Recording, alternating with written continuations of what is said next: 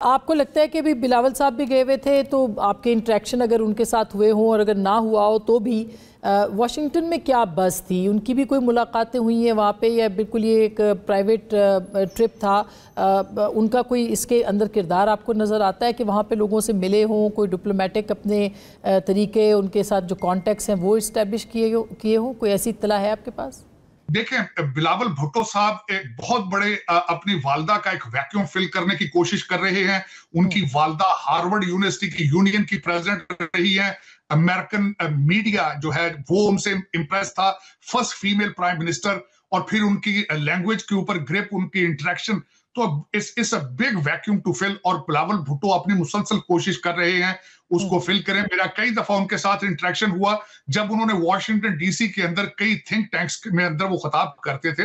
Is a very impressive gentle مین، اور ان کا یہاں پہ آنا، پریئر کے اوپر آنا، it was visible, a lot of people have seen it، اور specially Peoples Party is very successful in it کہ انہوں نے ایک امیج بنا رکھا ہے کہ they are moderate in Pakistan, they are workable party, and they are in a favor of a democratic process in Pakistan۔ تو میں سمجھتا ہوں آف کورس اس کا امپیکٹ تھا واشنگٹن ڈی سی کے اندر حلقوں پر، تھنک ٹینکس کے اوپر، لیجسلیٹرز کے اوپر، اور Bilawal Bhutto is doing a wonderful job میرا فرینڈ۔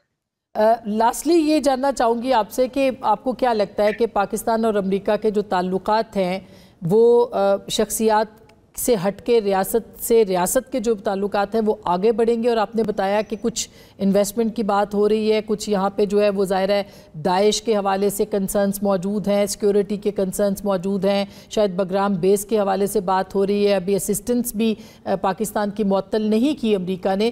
تو یہ جو سیکیورٹی کا تعلق رہا ہے پاکستان کا ہمیشہ سے، وہی برقرار رہے گا یا اس کو ایکسٹینڈ دوسرے طریقے سے بھی کیا جائے گا، اور اس نظریے کے تحت کہ جس میں جمہوریت بہت اہم ہے؟ کوئی ایسے توقعات ہیں آپ کے؟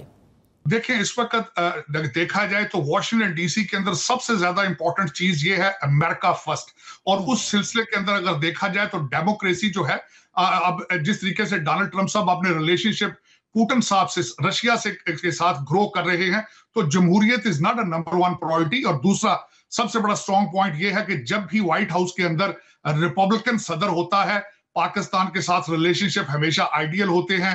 اس میں آپ نے دیکھا ہوگا پاکستان کی سٹیٹ کے ساتھ ریلیشن شپ ہو، چاہے ضیاء الحق ہو، چاہے پرویز مشرف ہو، چاہے جو بھی ہو، لیکن امریکہ look for the interest of Pakistan, state of Pakistan اور اسٹیٹ آف امریکہ اور ریجن، اس پورے ریجن کے اندر۔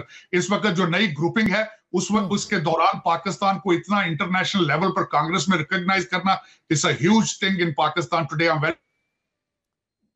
جی، ماضی کے اندر کئی ہجکولے آئے ہیں، بس state of Pakistan is strong, امریکہ ہمیشہ پاکستان۔ اور ایک بہت خاص بات ہے، ابھی ریسنٹلی $396 ملین آپ کے F-16 ہتھیاروں کے لیے دینا، یہ سارا کچھ ریپرزینٹ کرتا ہے کہ relation ship they are wonderful, they are on the right track۔